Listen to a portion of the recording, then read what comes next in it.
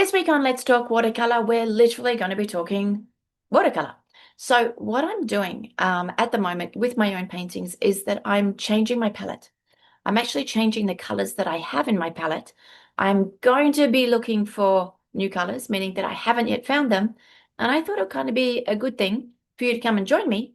And I'll walk you through how I choose the colors that suit me for the kind of paintings that I want to create now.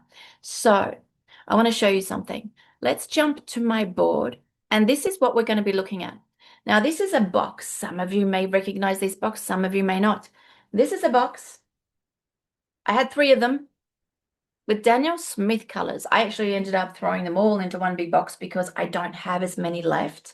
I've been using them over the years because this was actually a present from Daniel Smith. Oh, look at that. That's like Christmas. Where there was basically one tube of every single tube in their range. So I've had over the years, I've had the occasion to test and try Daniel Smith colors. Now, I don't get sponsored by anybody. This is definitely not a plug for Daniel Smith. And these are the colors that I also use. All right. So this will go to show you. These are actually the ones that I sort of have next to me when I paint. You're going to see that there are Daniel Smith in here. There is Winsor & Newton gouache in here. There is Linell gouache. You're going to see that there's Winsor & Newton. You're going to see there's all different stuff in here. Okay, so some of it is Linell, some of it is Daniel Smith, some of it's Winsor & Newton. This is sort of the box on what I've been using. But I kind of feel like I want to move to something new. So this is the way that I create my palette. And I'm going to actually go through these colors with you. And I'm going to create a couple of color wheels to test the colors, to test how the colors work together, because that's the only way that I'm going to know. If I look at the tube, the color on the tube, that's not enough. If I'm like, oh, wow, that's a cadmium red, I need a cadmium red, that's not enough for me. I need to know exactly what the color is like, how it works, its transparency, its granulation, its permanency. If I like it, how thick is the paint in the tube? How thin is the paint in the tube? And how does this color, for example, work with the other colors that I have in my range?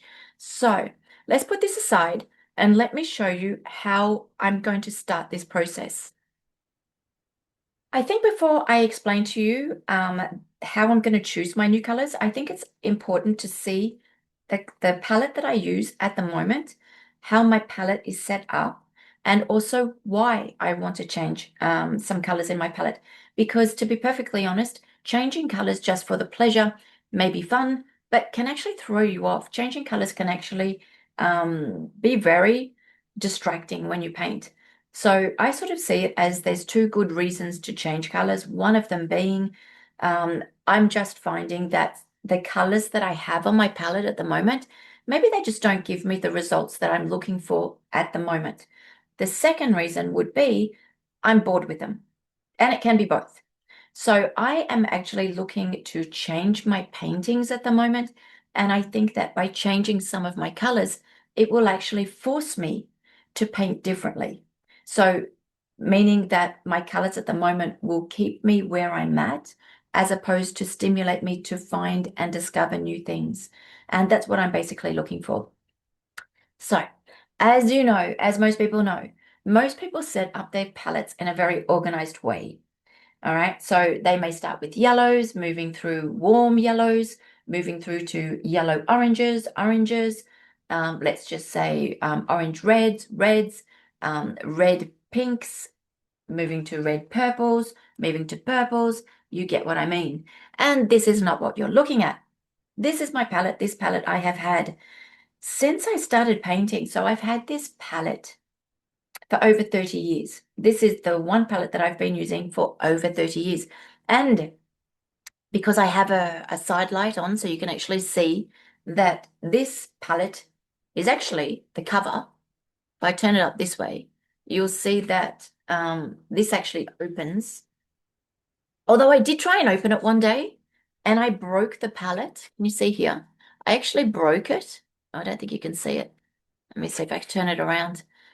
You can see that there's a break here. So if I get an angle, there you go, you can see it there. You can see that I actually broke the palette because it has been closed for 30 years. This is actually the lid. If I turn it over, you will see the palette underneath. This is my Neef palette. It's an Australian palette. It's a brilliant palette. I actually got the bigger one. The bigger one for me is a bit too big because I just don't need so many colors. And all of this underneath it is tape that I use to literally stick my palette to my board because my board is on an angle. When I paint during my lives, my board is on an angle of about this much, and I don't want my palette moving. So I literally tape it to my towel. All right, so that's what that mess underneath is. So with this palette, there is an organization to it. I know it doesn't look like it, but there really is an organization to it. The organization obviously is my organization, and that organization is logical for painting. It's not logical when it comes to choosing my colors, let's just say in the rainbow fashion. Then in that case, it doesn't work. Like moving from yellow to orange. So if I know I want an orange, I know I go over here. If I want a violet, I know I go over here. When you get to know your palette, you just don't need to place things in that sort of rainbow fashion because you just don't need to. However, I'm not saying that you should do what I'm doing. This is chaos for most people. So definitely not saying that I'm a good example, but this is my palette. This is honestly how I paint. So here you go. So there is logic to it. Let me put this down so you may get a little bit less light. There is logic to it. Over here is burnt sienna. Difficult to see, but there's burnt sienna here. There is burnt sienna here. It's the same burnt sienna. Okay, this burnt sienna serves two purposes. The same burnt sienna appears twice in my palette. Many colors appear twice in my palette. This is something that over time that's passed and me painting, experience has told me that it's better to have the same color twice in your palette. This is not something that I know anybody does, but I would suggest that you do. This burnt sienna here, over here on the left, I mix with my yellows. I mix with my reds. This is a raw umber, so they're actually very similar. This burnt sienna, I mix with my yellows. My yellow doesn't dirty my burnt sienna. My raw umber is not really going to dirty my burnt sienna. My reds, I can bring them up to my burnt sienna. It's not going to modify my color that much. And over here, I have a second burnt sienna, exactly the same one. But this burnt sienna is next to my purple. It's also next to my blues. So when I'm wanting to use burnt sienna with violet, I bring my violet to this burnt sienna. It does modify my burnt sienna. It dirties it, if you like. If I want to mix blue with my burnt sienna, again, I'm going to dirty my burnt sienna. But when I want the yellow, I want my clean burnt sienna. So I have this burnt sienna over here to mix with similar orangey yellow colors. And I have this burnt sienna over here to mix with my cooler colors. And that way, if it's dirty with a cooler color, it doesn't matter because I'm keeping that side cool. My palette is not split in between warm and cold. That's just, I separated those in that manner. Down here in the middle, I have my Windsor green. That Windsor green is my Windsor green blue shade. That is something that I use with my burnt sienna and with my blues and purples. So it's kind of finding its way in between both. It's just that logical step because you're wanting to be as fast and efficient as you can, picking up the color, not necessarily going all the way over to the other side of the palette. So that's sort of this explained. Up here, you have something very different. This part of the palette is very different. It's got lots of different colors and less space between the colors. Now, I am not someone who will mix quantity of paint. I will always mix as I go. And so this is where I mix. I don't mix my colors here. I pick up my paint here and I mix it down here. So here you will see that there are a lot of different yellows and oranges. Okay, you can see them. This here, you may not see it very well again, But this is my palette. I don't want to clean it because then you're not going to see how messy my palette really is. These you're going to see the color is stronger. You can see the color. These are actually my gouache. This is my yellow gouache. This is my white gouache. And this underneath this mess here is my white gouache. Okay, so this is actually white gouache underneath.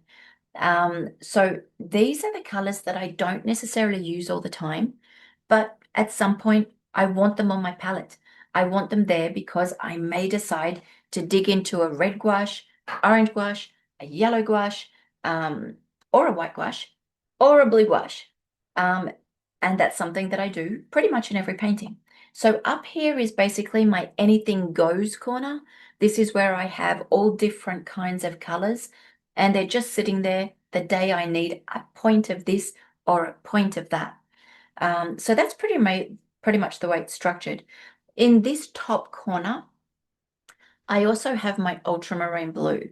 And you could say to me, you could say, Janine, that doesn't make sense. You've just said that your blues are on this side, and you will be right. And I also have up here the same purple that I have down here. It's exactly the same purple because I often mix the purple with the ultramarine. Here it's actually cobalt blue. So I will actually use this violet to mix with these blues, where sometimes I will use this violet and these blues to mix with this burnt sienna. So why is my ultramarine over here? And this is where I will say to you all the time, you need to construct your palette in a way that makes sense to you. You have to understand the way you paint, how you paint, why you paint, because that's basically, this is a reflection of how you pick up paint. And to give you the answer to this, it's because this is also the palette that I use for my lives. So every Monday I paint direct with people in an English live. I actually also have a French live. But because the sheet of the paper, let me actually move things so that you can see the way that this sets up. This is actually pushed to the side, all right? My paper is usually here and my pot of water up here. Let's bring it over here. Now, my paper is usually zoomed in. My palette is usually zoomed in a little bit more, so you only see this part of the palette, okay?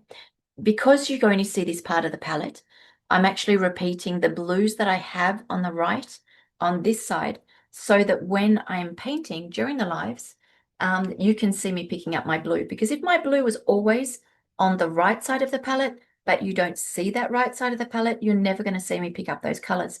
So that's the reason why my ultramarine is here as opposed to this side.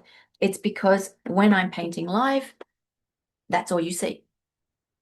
So the reason why I'm telling you this part of it is definitely because it's the way I paint.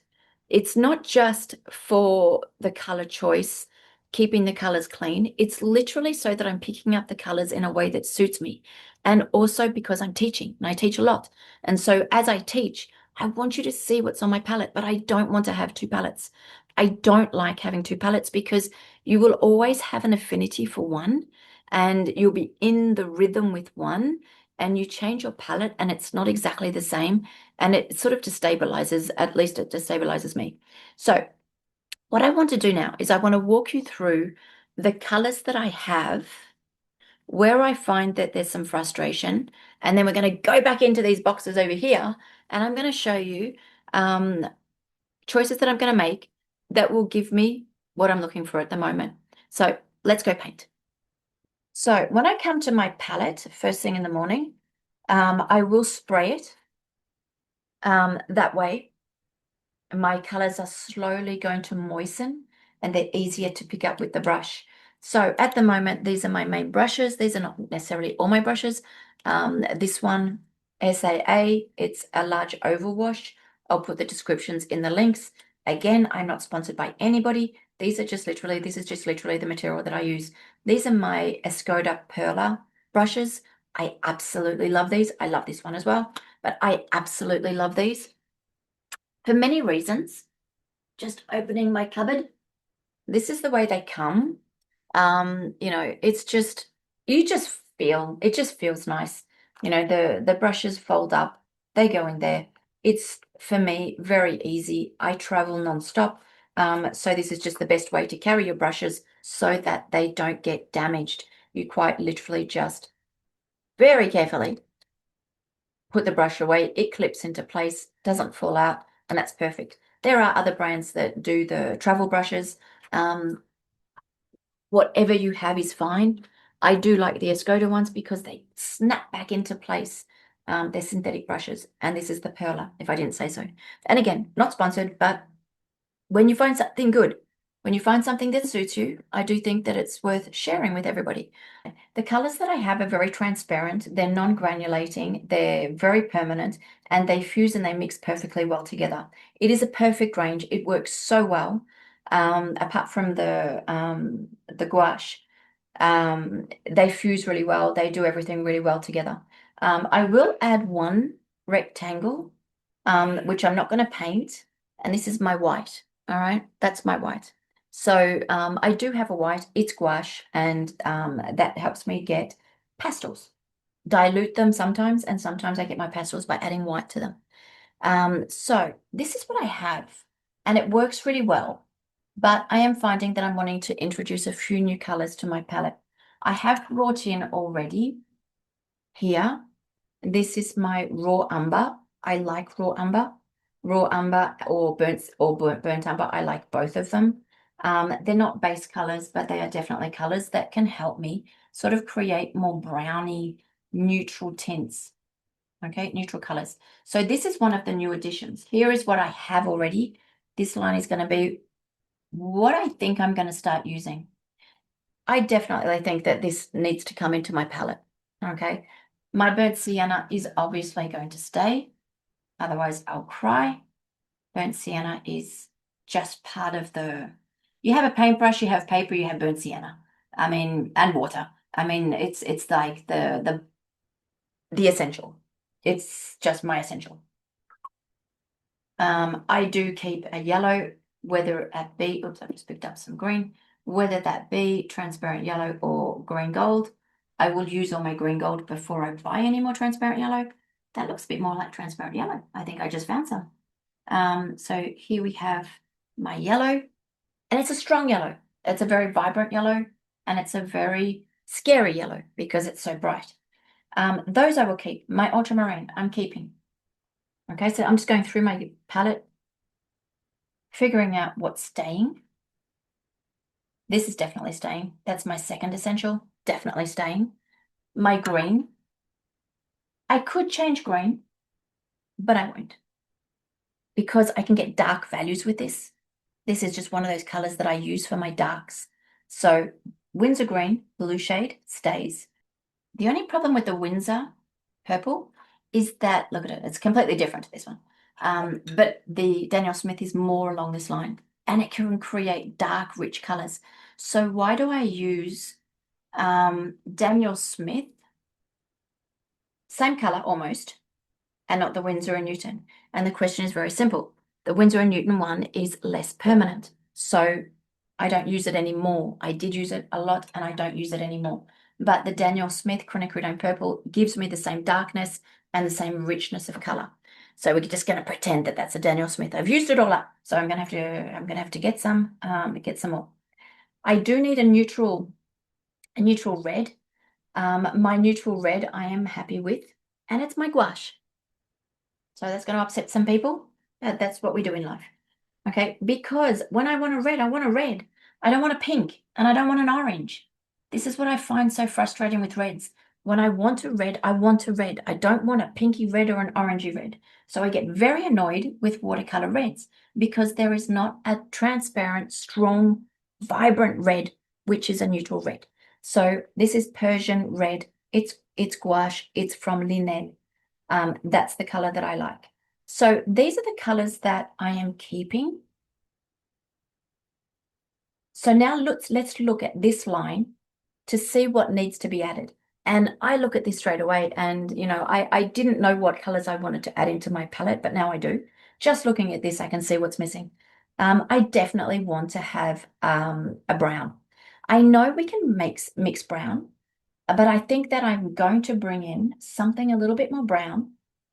So, here I put in the raw umber. I could easily add a burnt umber, bit too similar, or I can try and find something else. I'm going to dig through the boxes and see what I've got.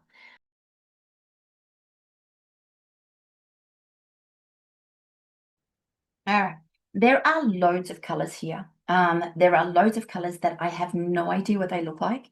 I'm not doing the promotion of Daniel Smith. I'm basically just trying to discover something new. And someone asked me, one of my students asked me if I could walk you through my colors, and I thought, yep, good idea. So if I pull out some of the browns, just literally pull out some of the browns that I see.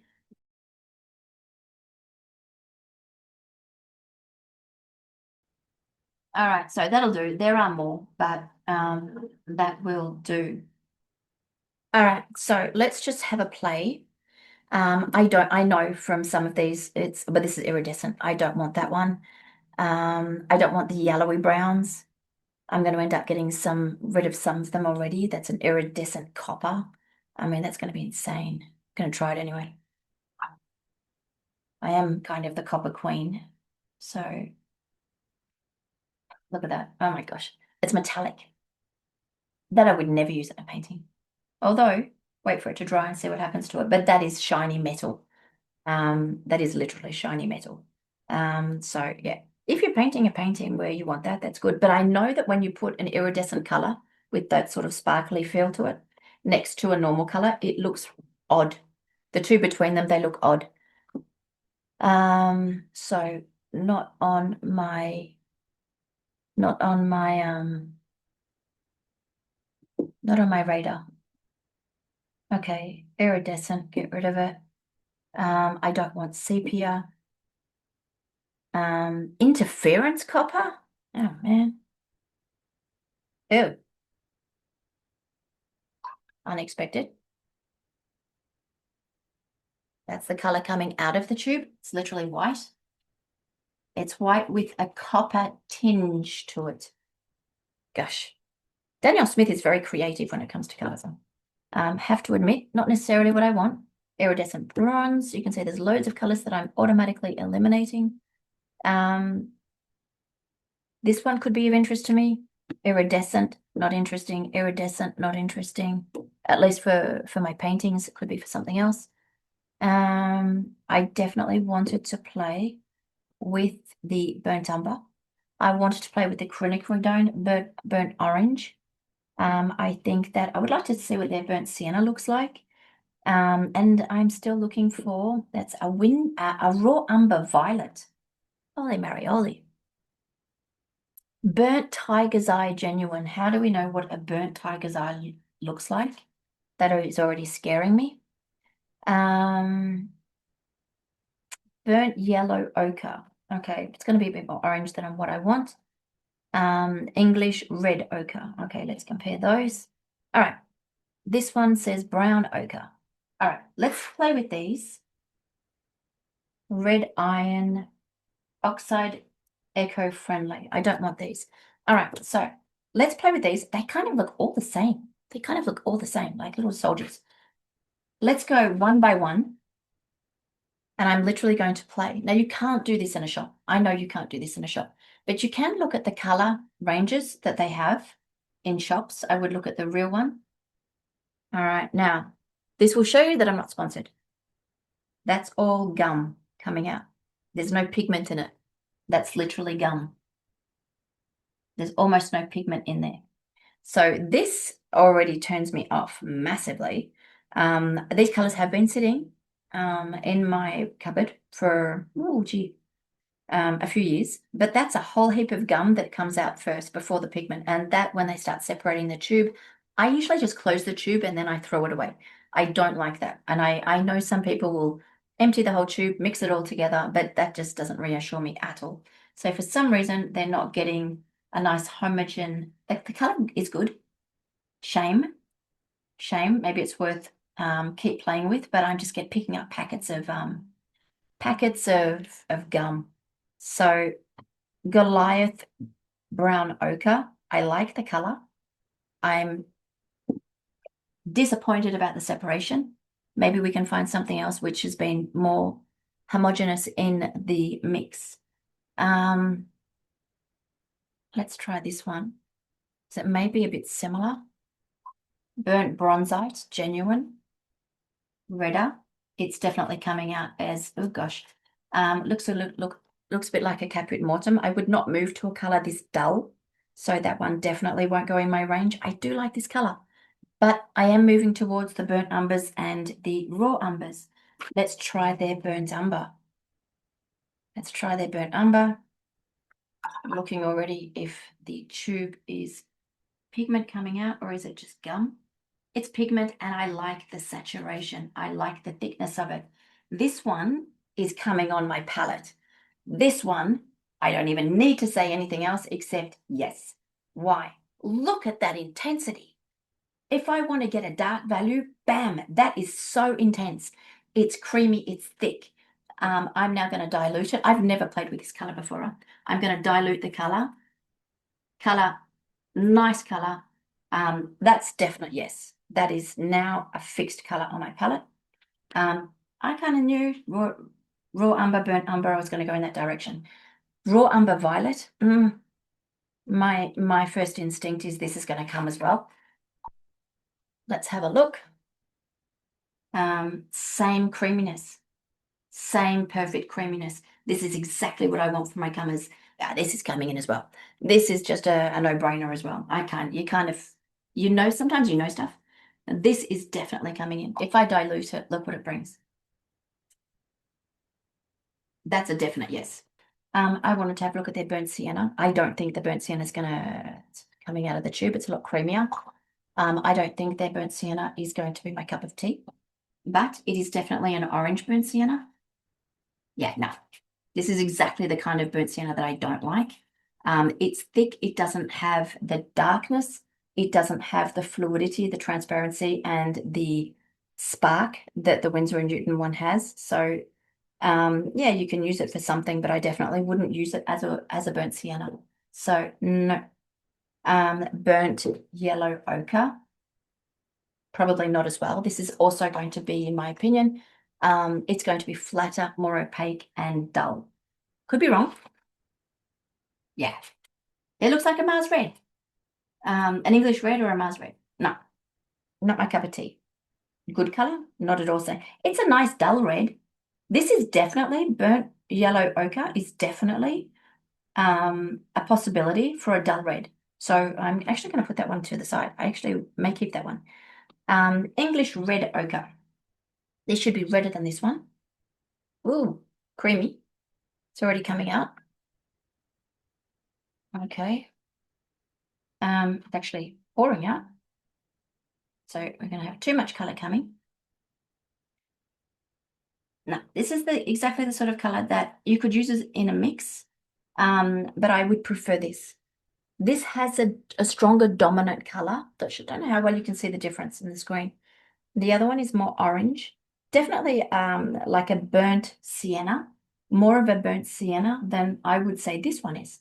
This one to me would be, if I was putting names on colors, this I would have said, this is the burnt sienna. This is the equivalent of a burnt sienna in Daniel Smith.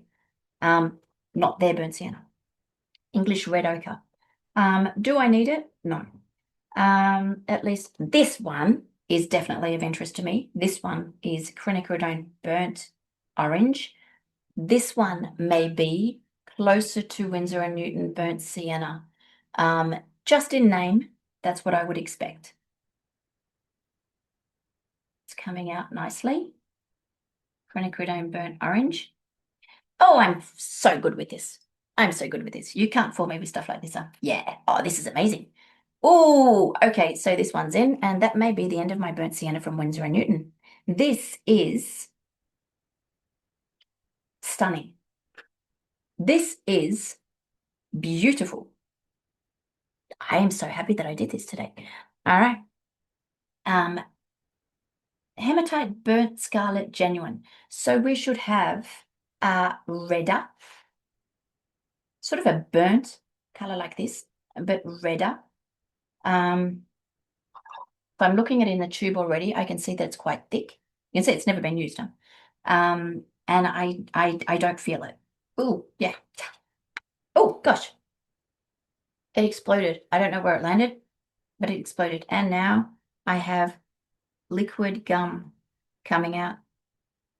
All right, not good. This one, let's check the color. If we actually get some pigment out, this is all gum. Yeah, because the color's not what I want anyway. This is all gum. There's some pigment here. Yeah, that's just, actually, nice color. Yeah, nice color. Shame. Nice color. Okay. I don't know where it's gone. I've got a big chunk of it now that's flown on my white wall. I'll find it.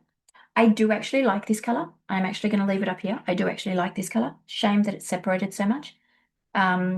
Gold ochre, fired gold ochre. So this is going to be a more orangey gold ochre. Ochre is a little bit more opaque.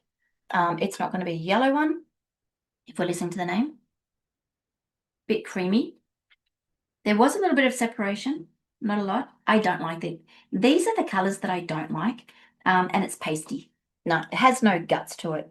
That I will leave in the box. Has no kick to it, so I don't see the point. Burnt eyes, burnt tiger eyes, genuine. This is scary. This is scary. My brain just keeps saying, how would you know what a burnt, oh, thick, I like it. Can you see that?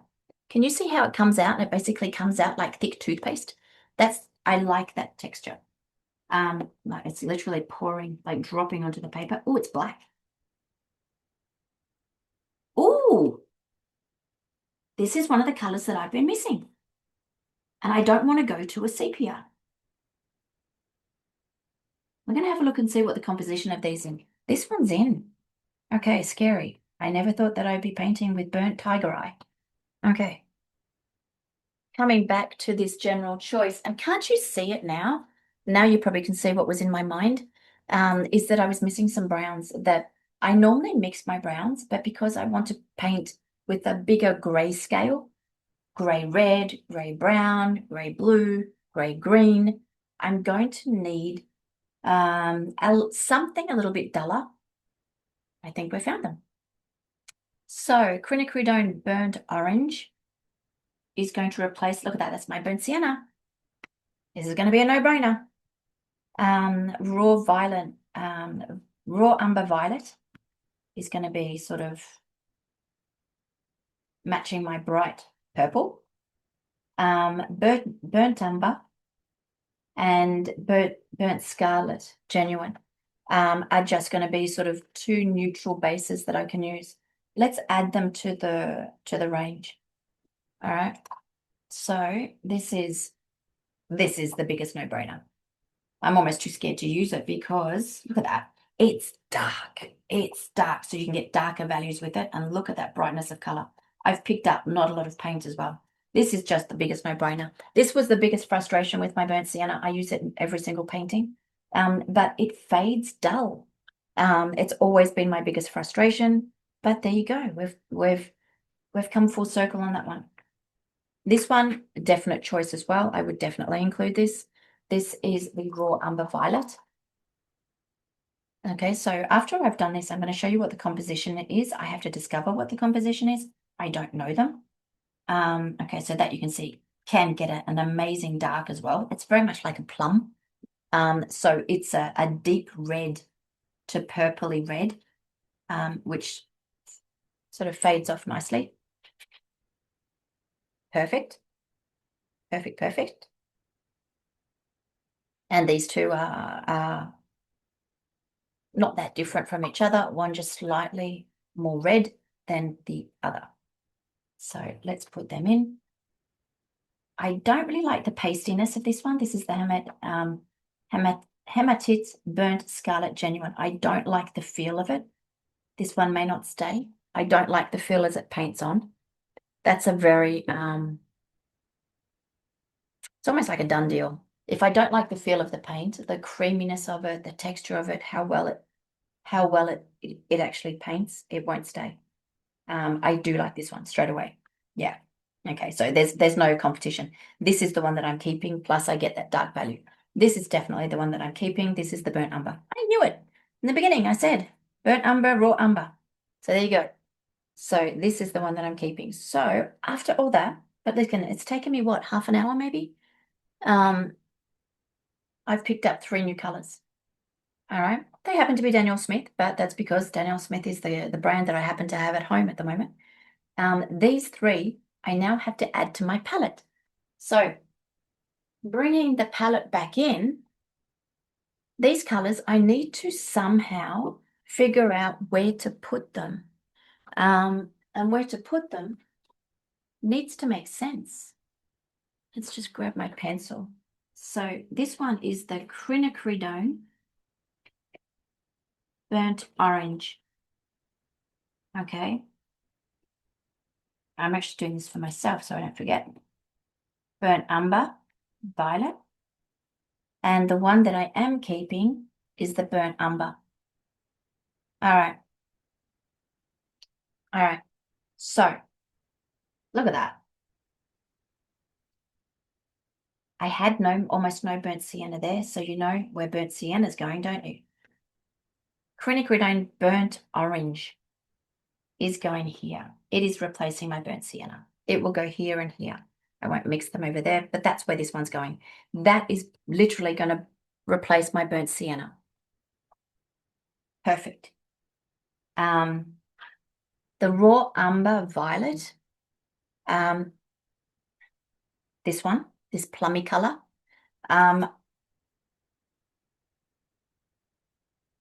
placing it on my palette. I think this one would work very well with the yellow. It will create this sort of color, probably brighter. Let's give it a try, because obviously you're going to need to do some color testing on these to see how these colors mix with your colors, the colors that you do have. Yeah, this is a base color. This base color is beautiful. I can stretch that purple with my new, look at this, with my new burnt sienna. It's not burnt sienna, it's the burnt orange. Look at that. That just creates a beautiful color. Or I can make it go a little bit odd by adding yellow. Let's see what it brings. Coming into my yellow, mixing it with the purple. Yeah, looks like a raw umber. This is one of those colors. The raw umber violet is one of these colors that you can mix to anything that you want. Do another one over here. That was the baser. Mixing it with yellow, mixing it with yellow, mixing it with the burnt orange. This one here I'll mix with blue. Same thing. This is going to give me the blue that I'm wanting. I'm mixing it with my ultramarine. And I'm now going to create that dull, but not dull, bluey color, bluey gray, bluey purple color, which I find is going to be beautiful. I'm going to try mixing it with my Winsor blue, although I won't do that in a painting because the Winsor blue will fade. So it's not going to be good, but it's just out of curiosity. So let's pile on a bit more. I'm going to have to order some Daniel Smith now. And this is my Winsor blue or a phthalo blue. This is the green shade. Yeah, it comes into a sort of like a petrol-y color. Interesting, but I don't know how much I'd use it. But definitely interesting. So where would I put this one? Where would I put this color on my palette? I would probably put it here. This is where my burnt sienna is. I could put it in between the purple and the blue, purple and the burnt sienna, because it literally is in between purple and burnt orange. I have to call it burnt orange now. But I mix here. So for practical purposes, I won't put it here. I'm going to put it down here. There it goes. It's going to go here. I love the texture of this one. This is perfect. This is a really good color. I like this color. So that is now here on my palette. For those of you that paint along with me during the lives, I will talk about it. And when you see me pick it up, it is here. For the lives, I'm going to need some on this side of the palette. So I'm going to put it here and here. Let's do that. We have a live in 2 days, so it will be fine sitting there for 2 days.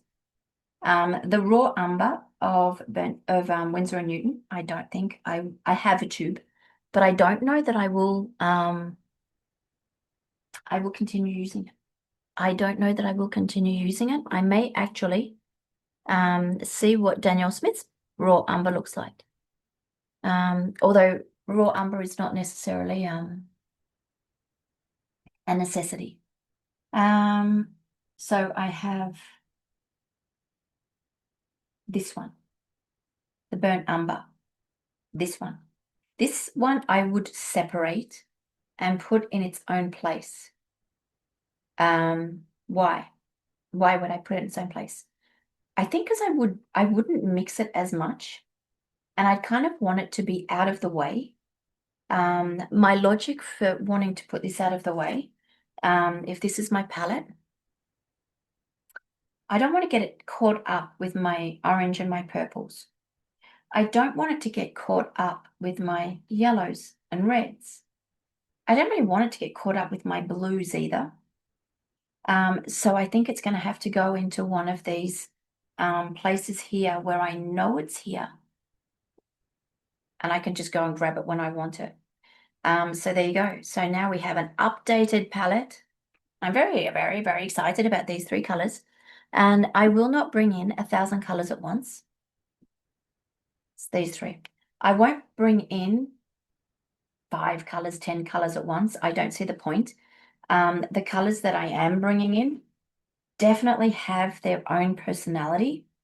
And these personalities, I think, fit in and complement what I'm missing.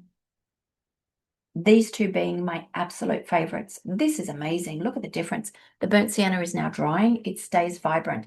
This is quinacridone burnt orange, hands down, my favorite. That's going to replace my burnt sienna. So now if I look at the tube. Oh man, I forgot. Oh no, there it is. I was going to say Danielle Smith doesn't put the color index in, but they do. Pigment orange 48.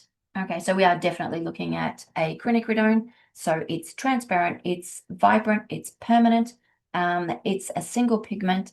It's just beautiful. I mean, absolutely beautiful. 100%. This one here is probably a mix. This is raw umber violet. Let's turn the tube over. Let's turn the tube over to the right place even. That would be even better. So here we have pigment brown 7. And we have, which is a raw umber, basically. And then we have PV19. So that is basically pigment, which is violet, which is number 19. So we're looking at something very much like a permanent rose kind of look. Permanent rose mixed with a raw umber. But I like, here it is, the thickness of it. It's got a real texture to it. It's got a real heaviness to it. You can dilute it when you want, but the heaviness is there when you want it. So perfect, not a problem. Raw umber, I'm sorry, burnt umber, probably a single pigment. Yes, it is.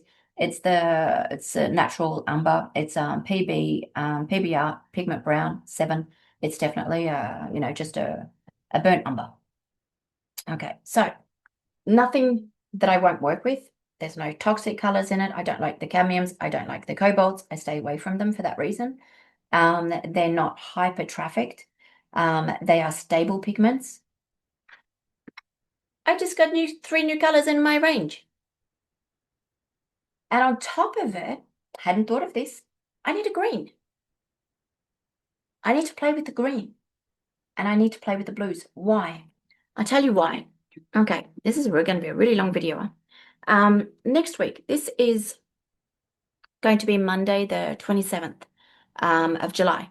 And I'm going to need to play with rich, but not bright, but rich blues, rich browns, and rich greens. And so thinking of my phthalo green, it may not be the best green to play with. I'm going to play with it. I'll do it now. If you guys want to continue watching, I'll mix it with my Winsor green and see what I come up with. I kind of feel that it's not the right green. I do have a Winsor green yellow shade. Kind of feel that that's probably a little bit more appropriate.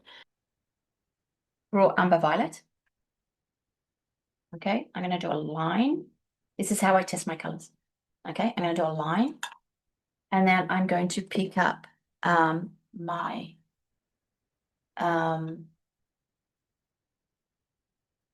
ultramarine and mix those two together. And you can see it turns purpley. This is what I was saying. It's going to be good in that it's going to give me a sort of a blue, dull blue, but it's not gray. So yeah. Okay, so that at the moment is okay. Although I would like something cooler as well. So let's just lengthen this. You do need to use your colors to tester. You need to not be too scared of emptying tubes. So if I was to go towards something like a Windsor blue, it's not what I want. Okay, this is where I'm starting to get more turquoisey. But this is going to fade. This is not going to stay like this. So this is not what I want. I'm wanting something in between. I'm going to have to find a blue that does an in between. Here's a cobalt blue. This is Izarro. This is a brand which is made in Belgium. They have very good colors as well. Love the creaminess of this. They definitely have beautiful, vibrant colors. Definitely a brand that you should look into for anybody who wants to try something new and they're living in Europe and you don't want to get an international brand. Well, Belgium is still, I live in France, so Belgium is definitely, this is cobalt blue. Yeah, that's nice as well. This will give granulation though. Izarro is definitely one that you could think of. Just doesn't have the normal kick of a strong blue. They sort of fade off. The cobalt sort of don't have a richness to them that I like, but it will have texture. So cobalt blue may be an option, but I think that I would prefer my raw umber violet with my ultramarine blue, non-granulating ultramarine blue. The second one that I'm going to do is I want to check with my green. Okay, coming back in. Here I'll only do half a line. Okay, I will test this with my green. How thick it is. That is just so beautiful. That's just like such a pleasure to paint with. I'm going to send them an email. This is one of those things when you find colors that you like, it's just like, oh man, you just have pleasure putting it on the paper. This is why I was thinking the Windsor green blue shade wouldn't work, and I'm right. Sometimes I don't want to be right. Sometimes I do not want to be right, but I'm right. It's not what I want at all. I want a green. I'm going to have to go for a green, which is more yellow. Okay, we're back in the Daniel Smith box. Okay, so this is the equivalent, Windsor green. Ooh, if I push on this too much, I'm going to get another, there it is, it's finally coming out. I'm going to get another lob of paint on the wall. This is the equivalent of phthalo green, yellow shade, that's it. Yeah, this is the one that we want. Yeah, this is the one that we're going to get a greeny green. It's beautiful. Man, it's strong. Okay, looks like I may end up replacing my green as well. Okay, let's bring a bit more of this in.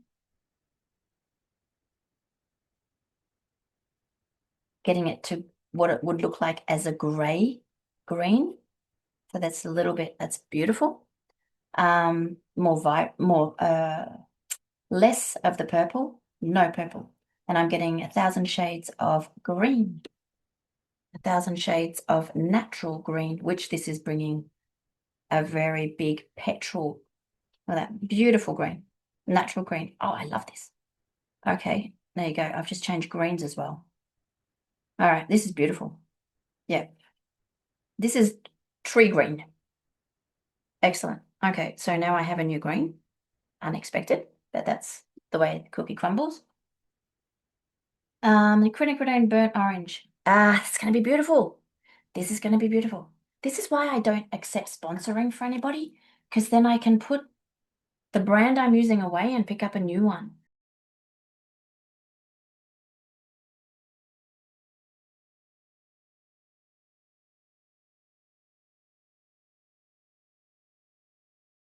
Yeah, that's just such a no-brainer. That was such a no-brainer. Oh, man. Okay, there we go.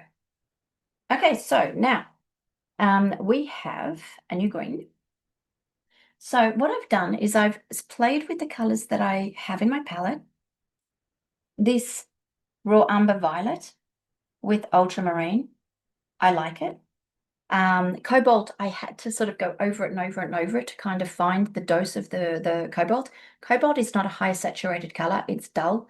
The Windsor blue is going to fade. I like the color, it looks good, but I know it's not going to last. As soon as it dries, it's going to look dull. So if it doesn't, I'll give it a second thought, although, yeah. These three, and now four with the green, allow me to get loads of different greens, which are very interesting. I love greens. I love painting with greens, and I love natural greens. So definitely not a Windsor green blue shade. I'll show you the difference.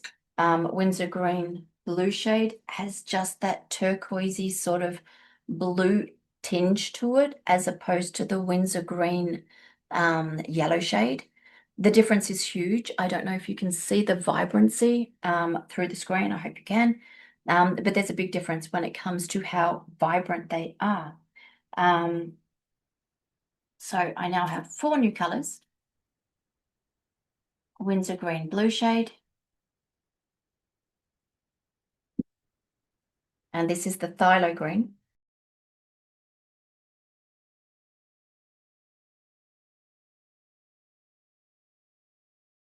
But this is the yellow shade. Maybe you can see a little bit more here. I'll move the paper just so that there's no reflection. So you can see that difference in one being slightly more yellow and the other one being slightly more blue. All right.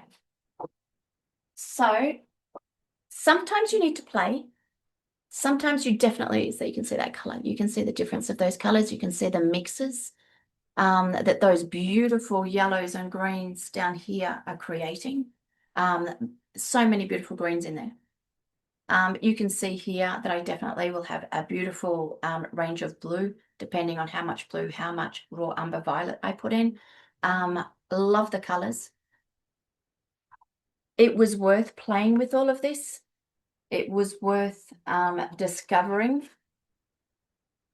new colors, testing them, and comparing them, and choosing them in a way that I'm like, you know what? Yep, I feel it. The quality is good. It mixes the way that I want. After all of that, unexpected. I wasn't expecting to change green as well. Phthalo green yellow shade, raw umber violet, quinacridone burnt orange. The one that is the least interesting, and I probably may not even keep, is the burnt umber. But these three, absolutely convinced. So there you go. Where would I put the phthalo green now on my palette? Grabbing my palette. Obviously, so sad, it would replace my Windsor green blue shade. So not necessarily. Oh yeah, actually, I will put it on my palette for this Monday. I'll start off by putting it here. So I'll be able to pick and choose as I go. But yeah, so we're painting a river with rocks in it. I'm going to need grayed down colors. Not everything can be vibrant because I need some parts of the painting to take a step back, to be in shadow, to be in depth, to be further away. And I'm now going to be able to get them. There you go. Daniel Smith, I'm impressed. Happy painting.